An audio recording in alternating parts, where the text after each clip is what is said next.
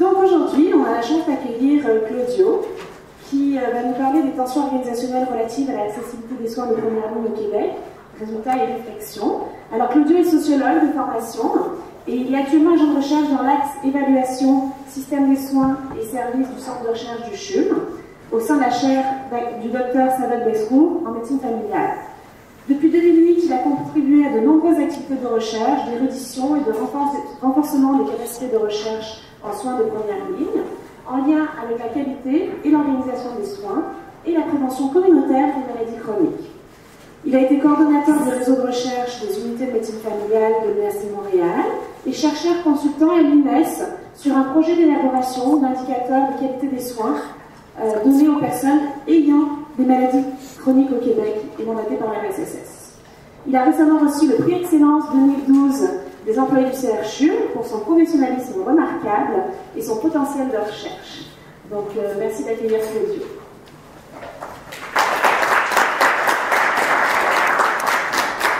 En fait, merci beaucoup de m'avoir invité. C'est un honneur, une chance pour moi d'être ici devant vous. Surtout, c'est près des fêtes, je ne m'attendais pas à ce qu'il y ait autant de monde, donc je suis ravi. Merci beaucoup d'être là.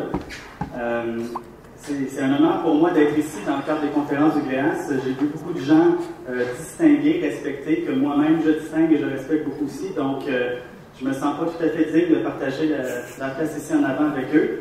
Mais donc, c'est ça. Aujourd'hui, je vais vous parler de tensions organisationnelles relatives à l'accessibilité des soins.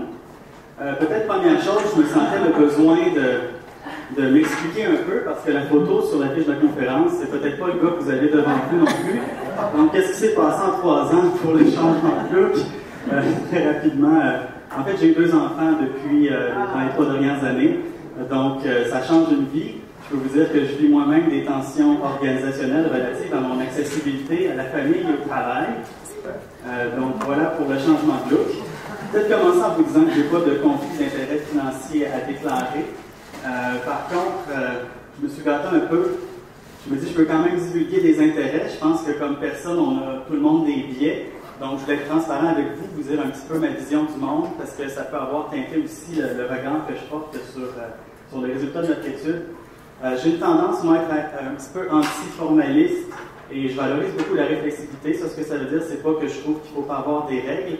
Je pense que les règles, c'est très important. Par contre, moi, je vois ça comme un point de départ plutôt qu'un point d'arrivée dans la vie. La réflexivité, essentiellement, c'est de dire les gens adaptent et changent leur comportement à partir de la connaissance qu'ils en ont. Donc, je crois beaucoup à ça. On ne peut pas les prendre pour des légumes, ils ne sont pas complètement prévisibles. Donc, il faut garder ça à l'esprit quand on parle d'intervention, de changement à faire. Évidemment, ça implique que je suis un petit peu contre l'ingénierie sociale dans le système de santé, d'où l'image des temps modernes de Charlie Chaplin. Pour moi, le système de santé, c'est pas une grosse machine où il y a un paquet de mécanismes, et puis là, on pourrait ajuster la vitesse de rotation d'une roue, un petit peu plus d'huile ici, et voilà, tout fonctionne. On a affaire à des êtres humains. D'ailleurs, on voit le petit monsieur qui sort de la machine, donc il arrive des choses parfois un peu imprévisibles, et des interventions, parfois bien intentionnées, peuvent avoir des effets qu'on n'a pas anticipés aussi. Donc, c'est un petit peu dans le cadre dans lequel je me situe. Et puis, en contexte d'interaction entre personnes, entre êtres humains, on ne sait jamais vraiment qu'est-ce qu'on fait au moment où on le fait. Parce que d'abord, d'où on part, on va regarder les choses différemment. Moi, je vais dire la même chose à tout le monde, mais je suis convaincu que des gens comme Rénal Pinault, Marie-Dominique Beaulieu, Pierre Tousignan, qui ont une grande expérience, une grande connaissance, vont comprendre des choses que moi-même, peut-être, je ne soupçonne pas que je dis, parce qu'on parle de places différentes. Et puis aussi, qu'est-ce qui devient après de ce qu'on a dit, comment c'est interprété, ça peut changer le regard qu'on pose sur les choses qu'on a dites. Donc, quand on a l'interaction, on ne sait jamais vraiment qu'est-ce qu'on fait au moment où on le fait. Ça, c'est un petit peu moi, je suis comme ça dans la vie. Le bout un petit peu plus lourd, donc, vient de passer. Pour le reste de la présentation, je vais essayer d'être un peu plus conforme, un peu plus classique. L'introduction se termine bientôt. Ça va être contexte, concept, méthode, les résultats quantitatifs et qualitatifs, parce que je vais vous parler d'une étude mixte. Et puis, j'aimerais ça qu'on ait le temps de discuter aussi, partager des réflexions sur l'accessibilité, des échanges après. Je vais peut-être aller un petit peu rapidement sur certaines sections parce que j'ai beaucoup de choses à vous dire. Par contre, je suis content pour ceux qui l'ont pris, la présentation papier, les autres qui peuvent aller la chercher. J'ai mis beaucoup d'informations là-dedans qui peuvent compléter les choses que je vais dire à l'oral. Mes objectifs de partage, c'est partage plutôt d'apprentissage parce que vous me direz bien ce que vous avez appris de ma présentation tout à l'heure. Concevoir l'importance des facteurs organisationnels et des processus d'équipe sur l'accessibilité des soins. Différencier, j'aimerais ça qu'on partage avec vous comment on peut différencier les facteurs organisationnels associés positivement à l'accessibilité des soins de première ligne de ceux qui sont associés négativement, et puis peut-être aussi vous sensibiliser à reconnaître certains dilemmes qui peut poser la recherche d'accessibilité pour des équipes cliniques de première ligne, et ça selon leur contexte organisationnel. Je vous dis tout de suite les messages clés, puis je vais y revenir à la fin de toute façon, comme ça vous savez un petit peu de quelle façon lire les choses que je vais vous présenter. L'accessibilité, je vais vous la présenter comme un produit collectif.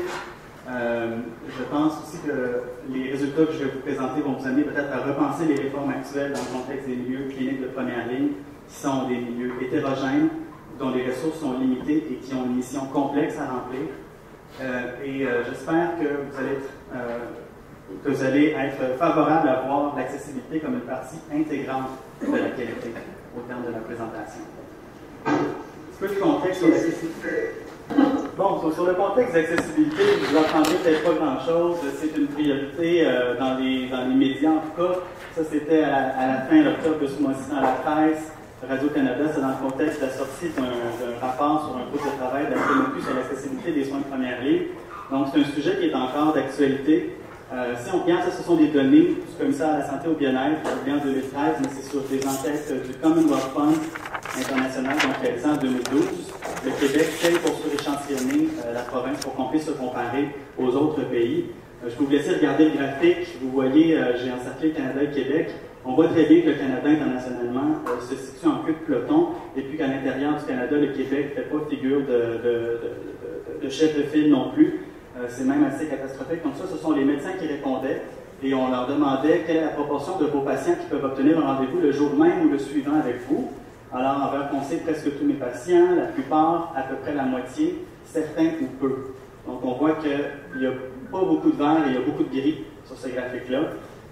En rouge, c'est une enquête précédente, donc réalisée en 2011 par le Commonwealth Fund et que le commissaire à la santé au bien-être a publié les résultats. Cette fois-ci, on demandait aux patients, c'est les patients qui répondent, donc c'est quoi l'attente pour voir un médecin première ligne excluant à l'urgence à la suite d'un besoin.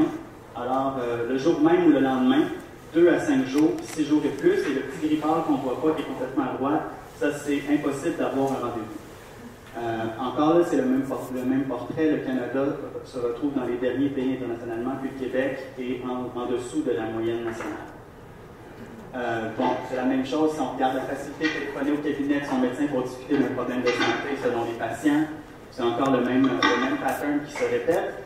Et quand on vient en vert, c'est les médecins qui indiquent avoir mis en place des mesures d'accès pour les patients lorsque la clinique est fermée.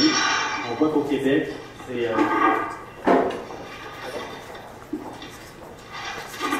Et si en visio, s'il vous plaît, est-ce que vous pourriez fermer votre micro? Okay. Bon, more of the same, on pourrait dire, donc c'est pas mal la même chose, encore une fois, on tire de la patte en arrière. Un sondage SOM réalisé mandaté par le ministère sur l'accessibilité des médecins de famille dans les régions du Québec. 3/4 des adultes sondés sont en désaccord pour dire qu'il est facile d'obtenir des soins le soir ou la fin de semaine sans avoir à se rendre à l'urgence. Si on regarde le délai d'attente pour obtenir un rendez-vous, moi je trouve juste aussi intéressant, regardons les modalités de réponse. Si on compare l'enquête internationale, on regardait le jour même ou le lendemain, 2 à 5 jours, puis 6 jours ou plus, là on est dans ça va pas très bien. Nous ici, la modalité la plus petite qu'on a pour le Québec, c'est 1 mois ou moins. Donc on est complètement à côté. Et puis là, quand on regarde, c'est même juste la moitié qui peuvent dire que c'est à l'intérieur d'un mois ou moins. Pour le tiers, ça va de 1 à 3 mois, et pour un Québécois sur 6, c'est plus de 3 mois. Donc, je pense que l'écart est assez important. Ça, c'est pris du projet de doctorat d'Antoine Boivin. C'est une présentation qu'il a donnée en 2012. En fait, dans son projet, c'était avec l'Agence d'éthique des médicaments, il faisait prioriser des indicateurs d'amélioration pour l'agence. Il demandait aux patients de prioriser des indicateurs, aux professionnels de le faire, puis après ça, les mettre ensemble. Ça, c'est seulement les priorités donc, de base avant que les groupes se parlent. On voit que pour les patients, priorité numéro 1, médecin de famille acceptant des nouveaux patients. Priorité numéro 2, difficulté à obtenir un rendez-vous en première ligne, ça arrive seulement en 10e position pour les professionnels. Donc, ce n'était pas une priorité pour eux. C'était une priorité pour les professionnels, le travail interdisciplinaire, le support à l'autogestion des soins, qui est en 20e position pour les patients. Donc, il y a vraiment une différence là.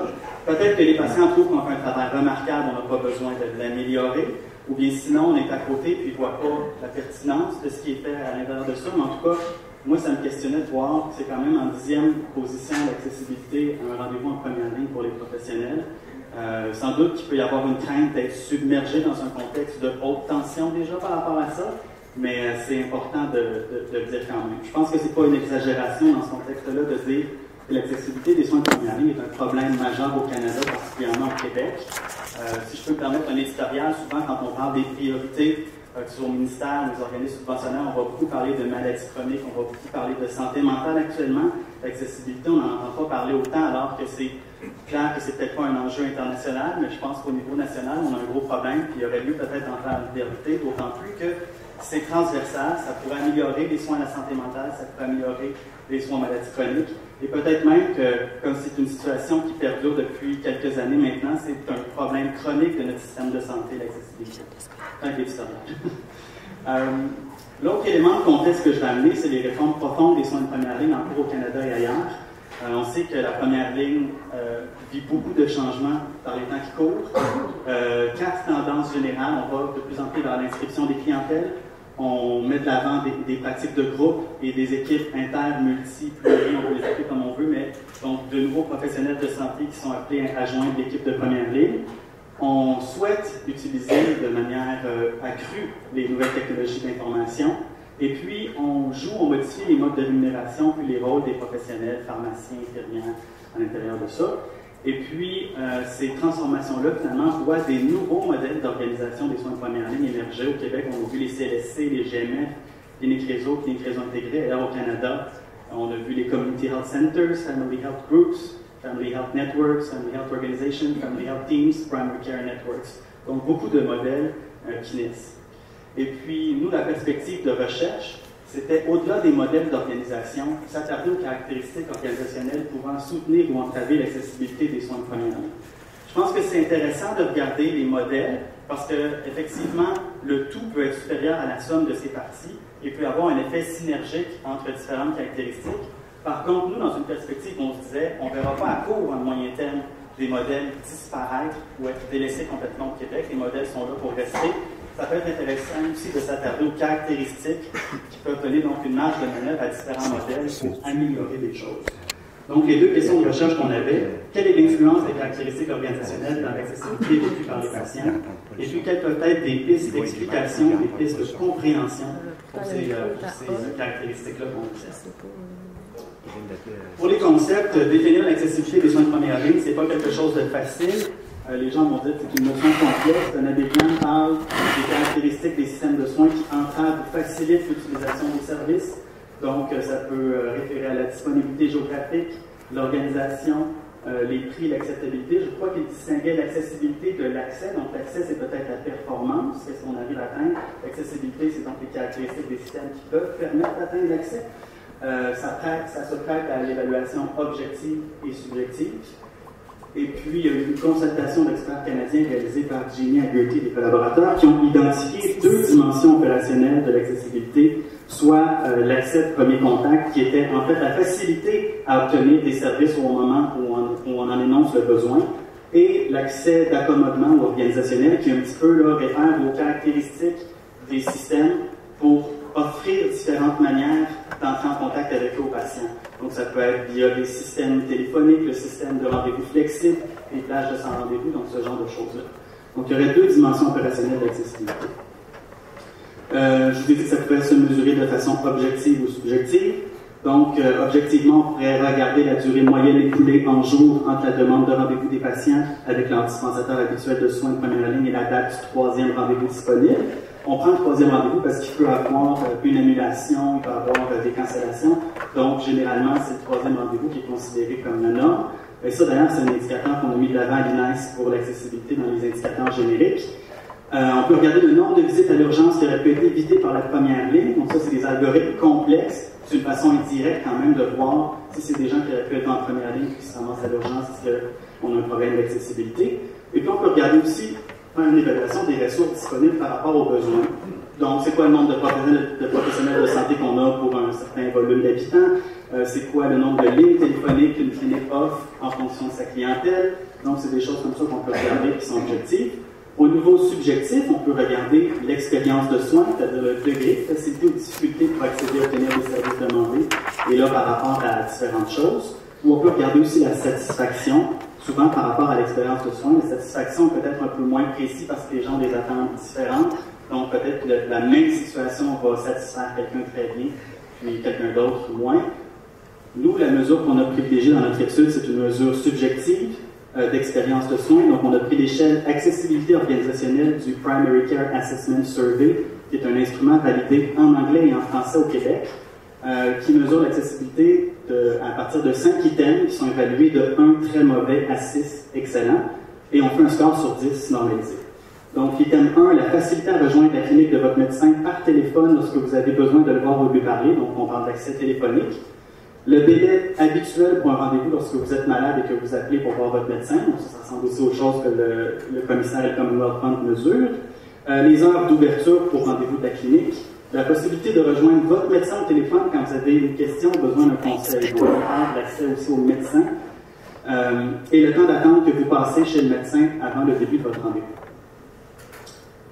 Les méthodes, je sais que ici c'est un groupe de recherche, donc c'est quelque chose d'important pour les chercheurs, les méthodes. Je sais que des fois pour les décideurs, c'est quelque chose de moins important, ils nous font beaucoup confiance là-dessus.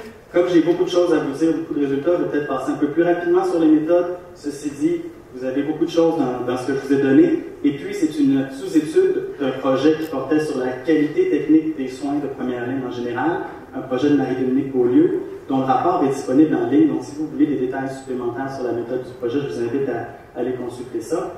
Je vais quand même vous parler rapidement. Donc, c'était une étude mixte. On avait un devis quantitatif, une étude descriptive transversale. La collecte de données s'est échelonnée de 2008 à 2011. On avait une taille d'échantillon qui était estimée pour inférer aux caractéristiques organisationnelles et non pas au modèle de soins de première ligne. Et on a fait un échantillonnage aléatoire stratifié en fonction des modèles organisationnels. Donc, on fait des cabinets privés, des GMF, des CLSC dans 3 régions du Québec. On a recruté des patients adultes dans les salles d'attente. On a fait des analyses statistiques multiniveaux. Le recrutement des cliniques pour être éligible, ça prenait 3 médecins ou plus parce qu'on s'intéressait au processus d'équipe. On voulait que les cliniques fonctionnent sous le même modèle organisationnel depuis au moins 2 ans et on excluait les ULF. Donc, les 3 régions qu'on a choisies, Montréal, la Mauricie et la Montérégie, on a recruté 39 cliniques dans ces 3 régions-là. Le taux de réponse des cliniques globales était de 36,4%. Là où on a eu un problème, c'est au niveau des cabinets privés, 20% de taux de réponse. Pour les GMF et les CLSC, c'est quand même beaucoup mieux, 64% et 56%. En cours de collecte, on a eu 2 désistements en raison de la vague de vaccination pour la grippe H1N1 qui avait cours dans les cliniques à ce moment-là. Donc, on a un total de 37 cliniques dans cette étude. Le recrutement des patients, on voulait des patients adultes qui parlaient français ou anglais et qui avaient des conditions de santé qui étaient ciblées. Donc, on voulait regarder à la fois des maladies chroniques et des problèmes épisodiques. On regardait maladie coronarienne, diabète de type 2, et puis une série de troubles épisodiques comme les infections des voies respiratoires supérieures, bronchite, neuralgie, etc. On voulait qu'ils soient suivis à la clinique depuis au moins 2 ans pour les conditions chroniques, parce qu'on avait des indicateurs de qualité qui demandaient de retourner dans les dossiers jusqu'à cette période-là. Et puis, pour les personnes qui venaient pour un trouble épisodique, on voulait qu'ils aient déjà consulté cette clinique auparavant, parce qu'on leur demandait quand même de nous parler de la clinique. On a recruté 1457 patients pour un taux de réponse de 70,2%. Le cadre d'analyse qu'on a employé est inspiré des travaux d'André-Pierre Contambiopoulos. Vous reconnaîtrez aussi le structure, processus, résultat mis de l'avant par Donat Bédiane. Donc, on mesurait ces multiniveaux. Donc, le premier niveau des cliniques, c'est le carré gris. Structure, ressources humaines et techniques, processus, vision pratique. On avait des variables sur les patients. Et l'étude principale, comme je vous disais, portait sur la qualité technique des soins, donc ce qui est au milieu dans les résultats. Mais moi, ce dont je vais vous parler aujourd'hui, j'ai pris la mesure d'accessibilité organisationnelle comme mesure de résultat. Les sources de mesure qu'on avait, donc les responsables des 37 cliniques ont rempli un questionnaire organisationnel qui était en fait une version adaptée du questionnaire développé par Renan Pinault, l'équipe ici à la DSP en collaboration avec les NSPQ. Les professionnels et les personnels des cliniques recrutés ont complété l'inventaire du climat d'équipe, qui est un instrument qui mesure le climat d'équipe sur 4 dimensions, la participation, la clarté des objectifs, le soutien aux idées nouvelles et la centration sur la tâche. Donc, on a eu 474 professionnels et personnels de soutien qui ont complété cet inventaire-là.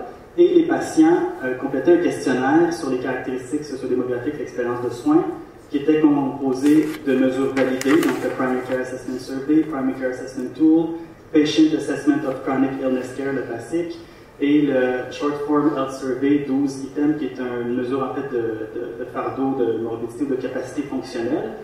On a fait aussi une étude de dossiers médicaux et on a pris des données des bases de données administratives, mais ça c'était pour l'étude principale, c'est pas pour l'étude dont je vous parle aujourd'hui. Le devis qualitatif, c'est une étude de cas multiples. On a, parmi les 37, sélectionné 6 cliniques qui se distinguaient par la qualité technique de soins supérieure qu'ils offraient par rapport à la moyenne de leur région.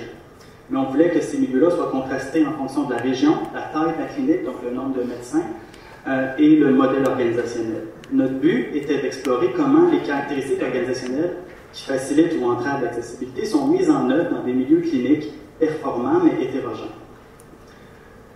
Et donc, on a fait 43 entrevues individuelles semi-dirigées, et dans chaque clinique, on interviewait le médecin responsable, d'autres médecins, des infirmières s'il y en avait, adjoints administratifs, et un ou deux membres du secrétariat ou du personnel de soutien. On a pris des notes de terrain, et lorsqu'il y avait des documents pertinents, on les recueillait aussi comme un énoncé de vision, ces choses-là, et la collecte durait en 2 à 4 jours par site. Les analyses qualitatives ont été réalisées. En fait, on a fait un codage basé sur notre guide d'entrevue qui était basé lui-même sur le cadre d'analyse. Ça a été validé par 3 chercheurs indépendamment sur 3 entrevues.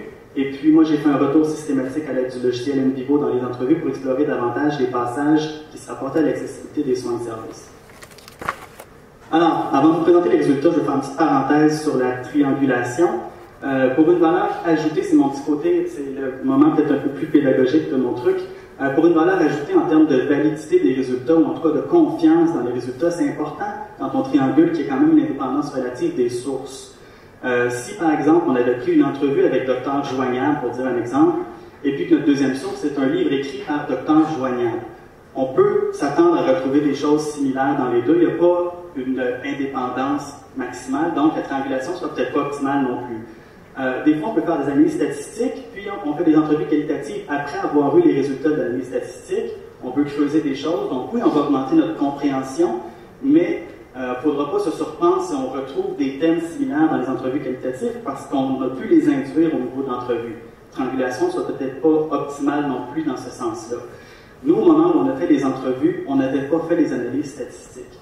Donc, on ne savait pas quelles étaient les caractéristiques qui allaient ressortir. À ce moment-là, quand on voit des choses qui ressortent et dans les entrevues, on peut considérer qu'il y a une triangulation, ça augmente notre confiance dans nos résultats.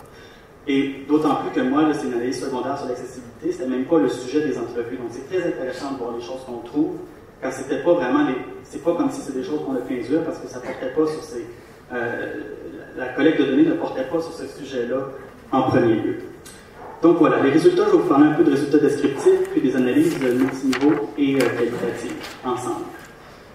Les cliniques recrutées, qu'est-ce qu'on peut dire? Il y a beaucoup de choses. En fait, on avait à peu près un tiers des cliniques dont la rémunération des médecins était majoritairement à tarif horaire ou à salaire, donc on s'entend en CLSC. On avait quelques GMF en CLSC. La pratique de groupe, quand même assez répandue, ça c'est le partage des ressources administratives. On voit qu'il y a seulement 11% de nos cliniques qui n'avaient aucune pratique de groupe, donc qui fonctionnaient essentiellement comme des solos mis ensemble. Nos cliniques avaient en moyenne 7 médecins. 90% de nos cliniques avaient la présence au moins d'une infirmière. Et puis, voilà, pour les patients, on voit que 45% avaient diabète de type 2, 33% maladie coronarienne, et puis 40% venaient consulter pour un trouble épisodique. Si vous additionnez, ça ne fera pas 100% parce qu'il y a des gens qui avaient plus d'une condition. L'âge moyen était de 60 ans. On a à peu près 50-50 hommes-femmes. Et puis, c'est des gens qui connaissent quand même assez bien leur clinique. Je vais essayer de mon pointeur à voir. Donc, vous voyez, en moyenne, 13 ans à la clinique pour les gens qu'on a consultés, même s'il y avait quand même une grande dispersion. Je vais vous présenter des résultats. Ça, c'est les descriptifs, donc sur les scores de qualité technique qui étaient la mesure résultat principal. C'est pourquoi je le fais, c'est parce que oui, on sait qu'à 36,4% de taux de réponse, il y a eu un biais de sélection. Par contre, ce n'est pas des superstars les cliniques qu'on avait, comme vous pouvez voir. Il y a place à amélioration sur les soins préventifs, les soins épisodiques. Donc, ce n'est pas des gens qui avaient, disons, 85% de conformité au guide de pratique au niveau de la qualité technique, même s'il y a eu peut-être un biais de sélection. Et puis, au sujet de ce qui nous intéresse, l'accessibilité organisationnelle, si on regarde comment ça a répondu aux 5 items, donc là, je vous avais dit, c'est une échelle qui était mesurée sur 6, donc j'ai regroupé les catégories par groupe de 2. Donc bon, c'est les 2 catégories les plus favorables, moyen dans le milieu. on voit quand même que ça ressemble un peu à ce que je vous ai présenté au début dans les enquêtes du Commonwealth Fund, c'est-à-dire que plus de 50% des gens rapportent une accessibilité qui est sous-optimale. C'est quand même un petit peu mieux, mais il faut se dire que ce sont des gens qui ont une source habituelle de soins ou un médecin de famille. Donc, il faudrait imaginer les gens qui n'ont pas accès à un médecin de famille, ce serait forcément pire que ça. Le score moyen qui était normalisé sur 10, la moyenne était de 6,3. Et puis, il n'y a pas eu d'effet plafond dans l'utilisation de cette mesure-là. Il y a des gens qui rapportaient un score de 0, des gens qui rapportaient un score de 10. Donc, vraiment, tout l'éventail de l'échelle était utilisé, puis on avait une distribution à peu près normale de cette variable-là. Les cliniques qu'on a sélectionnées pour le volet qualitatif, je vais passer quand même un peu rapidement. Vous pourrez peut-être regarder par après qu'on a fait ce qu'on voulait faire, c'est-à-dire on a contrasté les cliniques selon le modèle, selon les régions, selon la taille. C'est des gens qui quand même donnaient une qualité technique élevée dans l'ensemble. Et puis au niveau de l'accessibilité, c'est ce que j'ai encerclé en vert. On avait 4 cliniques qui se retrouvaient à donner une accessibilité supérieure. Et on a 2 cliniques dont l'accessibilité était soit moyenne, soit un peu inférieure. Donc, ça nous donne quand même une marge de manœuvre pour explorer des choses à travers les entrevues qu'on a fait à l'intérieur de ces cliniques-là. Je vais vous présenter les résultats en fonction du cadre d'analyse, c'est pour ça que je l'ai mis là. Donc, je vais parler de caractéristiques organisationnelles relativement à la structure, ressources humaines, processus de vision. Mais avant de tomber dans ces caractéristiques-là, quand on fait une analyse multiniveau, une chose qui est intéressante, c'est qu'on peut faire une analyse des composantes de la variance. Donc, c'est de voir le score, finalement, sa variation, qu'est-ce qui peut être imputable au niveau des cliniques, qu'est-ce qui est imputable au niveau de la variation des patients. Et puis nous, quand on a fait ça, on s'est rendu compte que c'est 18% à peu près de la variance de la mesure d'accessibilité organisationnelle qui est imputable aux cliniques. 18%, ça peut paraître pas beaucoup. Quand on en avait parlé, je pense avec Jean-Frédéric Lévesque, qui avait fait une étude, lui c'est sur la conformité des soins aux maladies chroniques au modèle de gestion des maladies chroniques de Wagner. Il avait trouvé 4% en fait imputable aux cliniques, donc il trouvait que 18% c'était beaucoup. Mais il faut aussi se dire que ça c'est une méthode qui nous dit, finalement, 18% c'est flat, ça dépend juste de la clinique. Mais si une clinique décide que certains patients qui ont plus qu'une maladie, on va se doter de mécanismes pour qu'ils aient un meilleur accès, ça va se retrouver dans le niveau des patients parce que c'est en fonction de variables patients que ça varie. On s'entend que derrière ça, il y a un processus d'équipe. Donc, ce 18% qui est très, très conservateur, on peut penser que la clinique a beaucoup plus à voir que ce 18%-là. L'autre chose que ça nous dit, c'est qu'une fois qu'on rentre des variables dans le modèle, donc ça c'est l'estimé initial quand on a un modèle vide, qui tombe à 0,11 parce qu'on explique une partie de la variance avec des caractéristiques organisationnelles qu'on a dans le modèle, on se rend compte qu'on est capable d'expliquer avec les variables explicatives. On avait 84,3% de ce 18% imputable à la clinique. Donc ça, c'est quelque chose qui est très, très intéressant, puis on peut dire qu'on a quand même bien expliqué avec les variables que je vais vous présenter maintenant. Pour les résultats, je vais tout le temps les présenter de façon intégrée, quantitative, qualitative. Donc le tableau, on parle vraiment d'analyse multiniveau. Ce qui est indiqué en bas, c'est un petit peu le crunch, ou en fait le condensé de ce qui ressort des entrevues quand on les analyse à la lumière de ça. Puis genre des citations aussi. Donc au niveau des structures ressources, ce qu'on a vu, c'est que le nombre élevé de médecins, plus le nombre de médecins est élevé, plus l'accessibilité organisationnelle rapportée par les patients diminue. Là, on dit moins 0,13, la variable c'est sur 10. Donc si on voulait le dire en pourcentage, il faudrait passer le point de 1. Et donc ça, c'est pour chaque médecin additionnel. Donc si on ajoute un médecin, l'accessibilité organisationnelle en moyenne va être inférieure de 1,3%. C'est ça que ça veut dire. Vous voyez les P complètement à droite, mais ce sont tous des P très très significatifs que je vais vous présenter. L'autre affaire aussi qu'on a comme variable de structure, c'est le partage élevé des ressources administratives qui est lié à une baisse d'accessibilité organisationnelle. Donc ça, ce que les entrevues semblaient nous dire pour nous éclairer par rapport à ça, parce que ça peut être un peu surprenant, c'est que des structures plus rigides peuvent réduire l'autonomie et la souplesse requise pour s'ajuster aux demandes des patients. Ici, on a un médecin en CLSC qui nous disait, il y a une structure, excusez, les citations sont longues, mais je trouve ça intéressant de voir comment c'est dit dans les mots des gens, donc je vais les lire. Il y a une structure administrative lourde. Au niveau du support clérical et de la complication pour faire une demande, par exemple, quand on va avoir du matériel, quand on va apporter des changements, il y a plus de gens par qui on doit passer. Ça peut influencer directement le soin au patient parce que la prise de rendez-vous est plus difficile, la gestion des appels est plus difficile.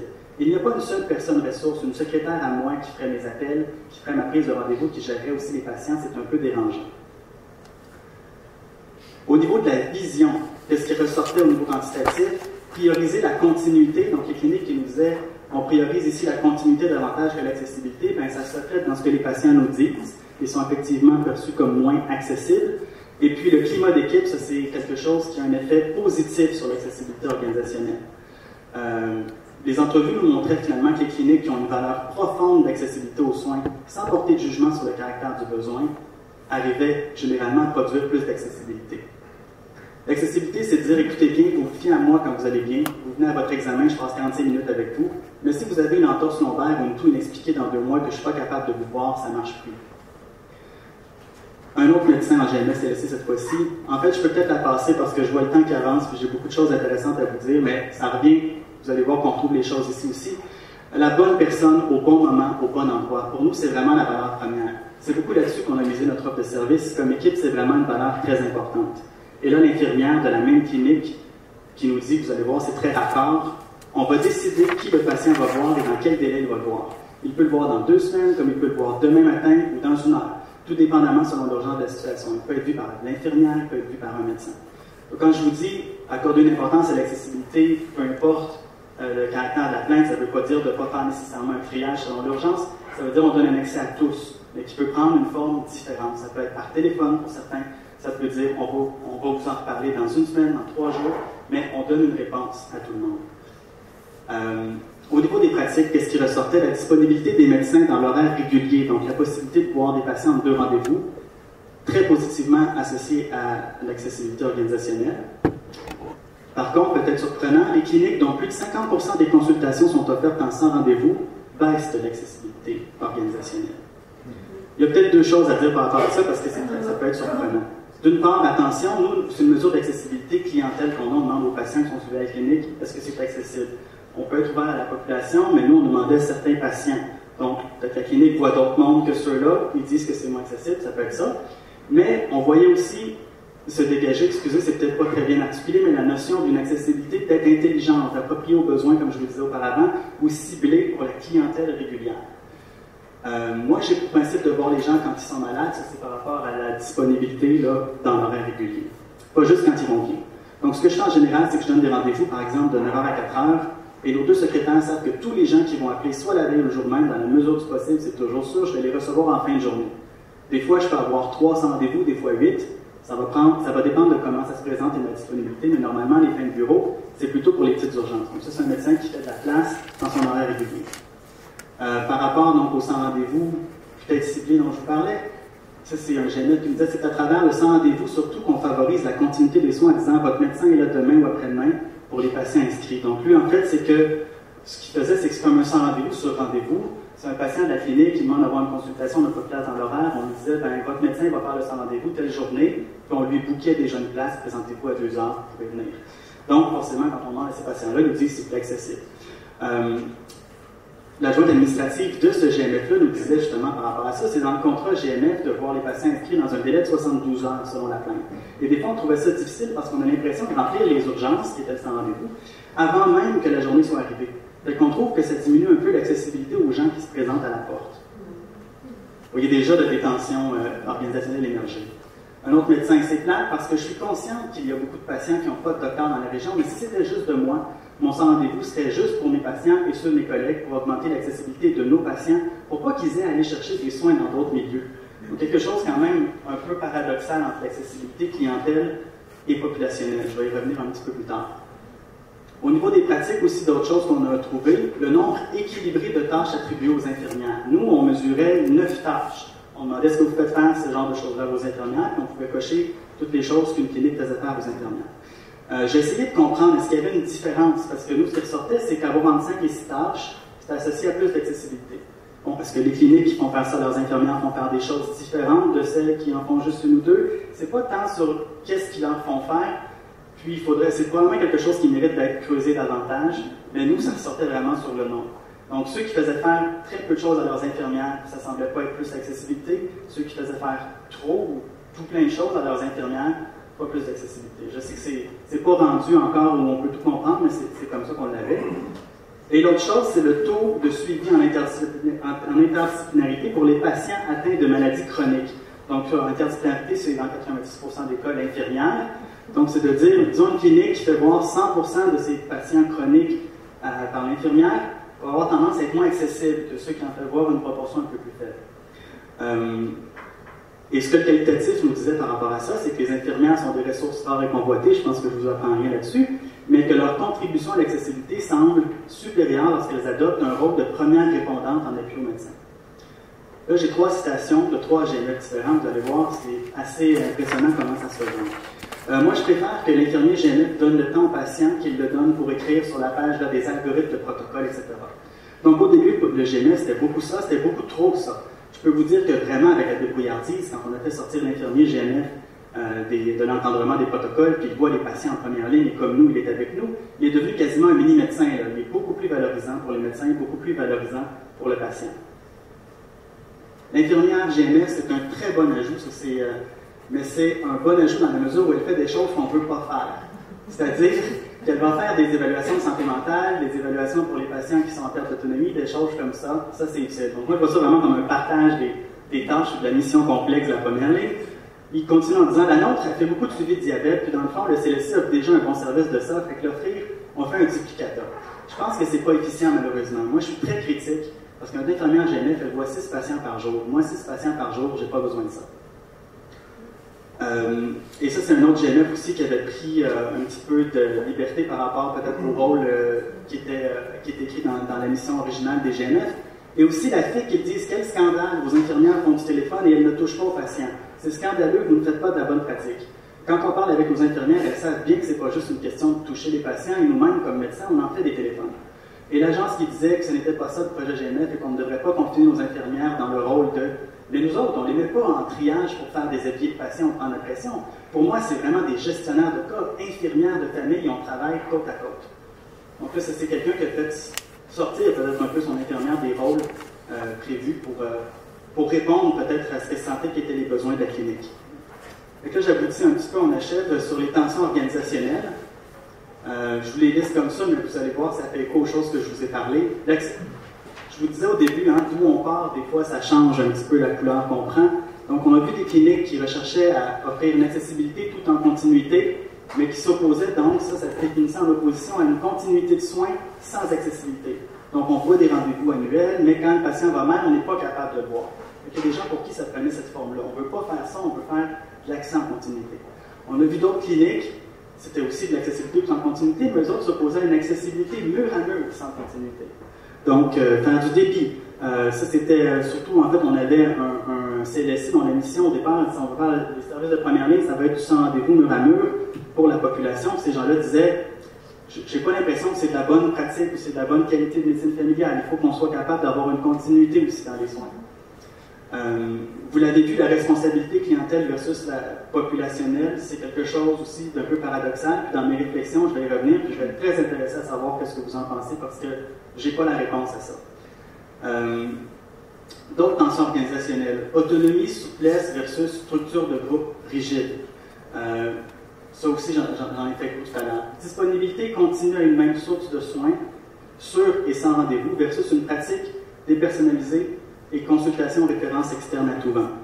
Donc, ça, c'était même dans le rapport de la FMOQ, je pense qu'il disait qu'actuellement, la continuité d'information dans le système est peut-être une barrière à des références ou un travail en réseau. Donc, il y a des milieux qui ressentent ça, qui ne se sentent pas supportés, qui sentent que quand ils réfèrent leurs patients à l'extérieur, ils perdent le contact. Donc, eux autres, ils essaient vraiment d'offrir tous les soins requis à leurs patients, sur et sans rendez-vous. Donc, c'est comme ça que les autres les définissent. Et on l'a vu aussi, le rôle d'infirmière, c'est un enjeu important. Est-ce qu'on privilégie les besoins quotidiens versus les suivis systématiques? Ça semble être une tension pour plusieurs des cliniques qu'on a vues. Et on a 2 cliniques qui nous parlaient même dans les termes de besoins réels versus conformité au protocole. Donc, pour la discussion, les forces de l'étude, la validité interne, je pense qu'on a utilisé des mesures fiables et valides dans le contexte québécois. Notre instrument pour les variables organisationnelles faisait une couverture assez globale des principaux attributs. Et d'ailleurs, on peut voir quand on explique 85% de la variance organisationnelle que c'est probablement le cas. Je pense qu'il est intéressant aussi, c'est la triangulation des approches statistiques et qualitatives qui peut nous donner une confiance un peu accrue dans les données qu'on a trouvées.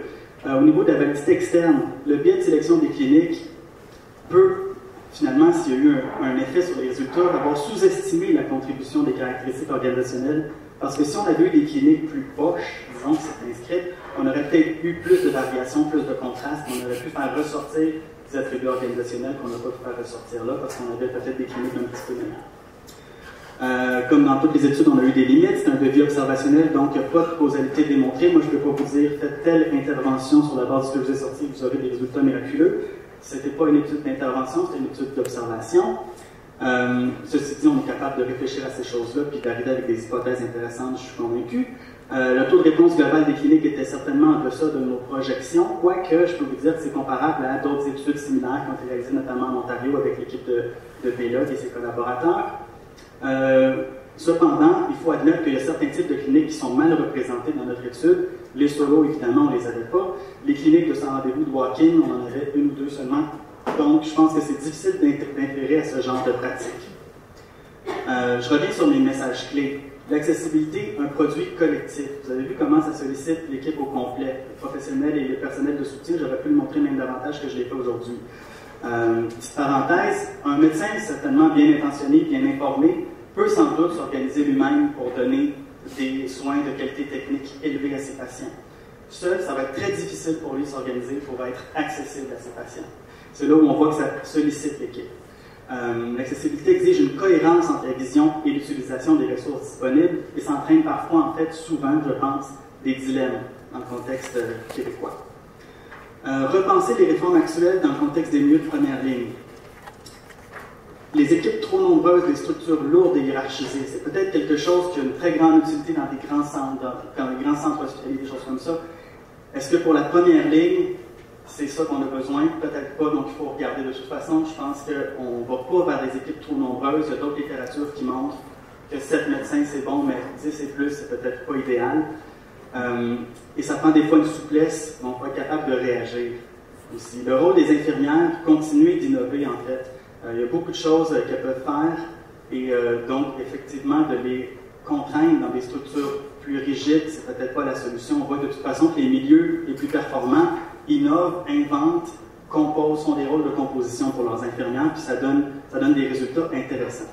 Le sans rendez-vous, ce n'est pas nécessairement une solution miracle, et même pour augmenter l'accessibilité, je pense qu'il faut s'interroger là-dessus.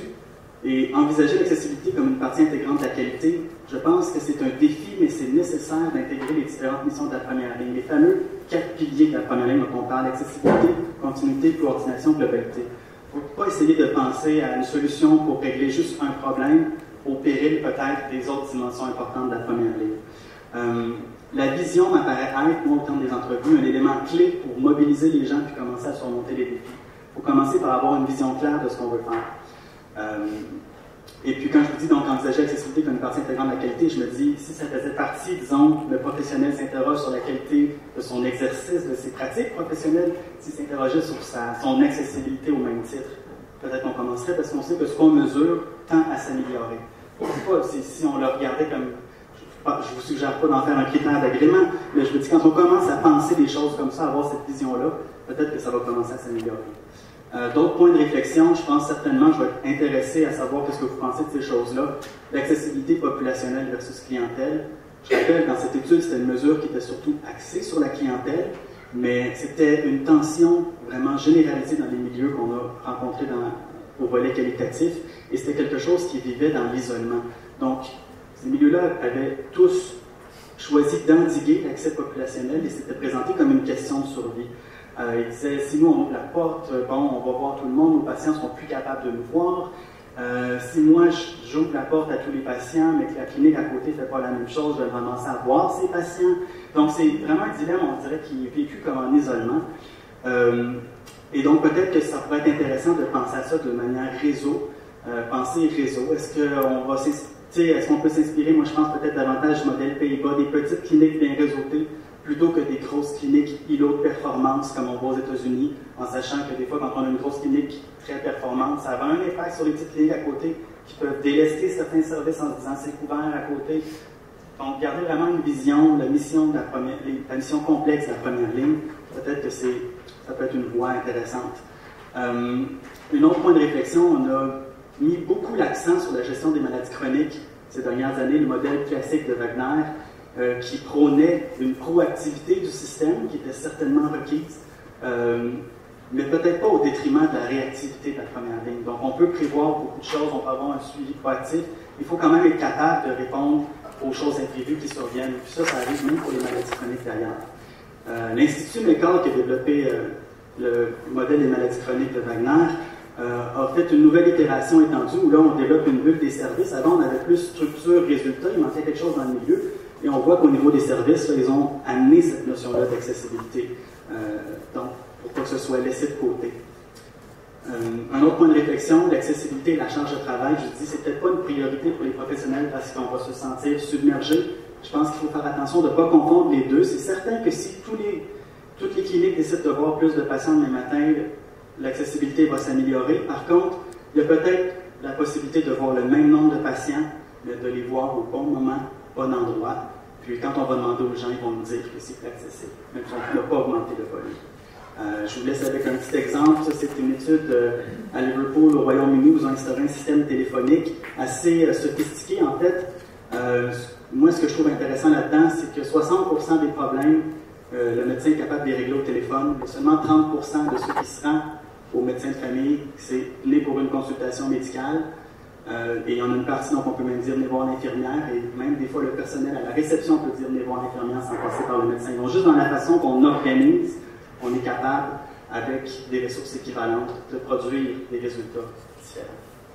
Donc c'était mon mot de la fin. Je voudrais remercier l'équipe de recherche au complet, Marie-Dominique Beaulieu particulièrement, sans qui je ne serais pas ici. C'est elle qui m'a mis au monde, aux soins de première ligne. Moi, j'étais un sociologue qui ne travaillait pas du tout dans ce domaine-là. J'ai travaillé 4 ans avec elle et j'en suis très reconnaissant. C'est grâce à elle si je suis devant vous aujourd'hui. Notre adjointe administrative, Jocelyne Gagné, tous les gens qui ont travaillé sur l'étude, les partenaires de l'étude principale aussi. C'était une étude qui est entièrement financée par les instituts de recherche en santé du Canada. Et merci à vous de m'avoir enduré tout ce temps-là. J'espère que vous avez des choses intéressantes à me dire. Je suis très curieux de voir comment vous prenez ça, comment vous voyez ça. Moi, je ne vois pas ça comme une fin, c'est un début de quelque chose.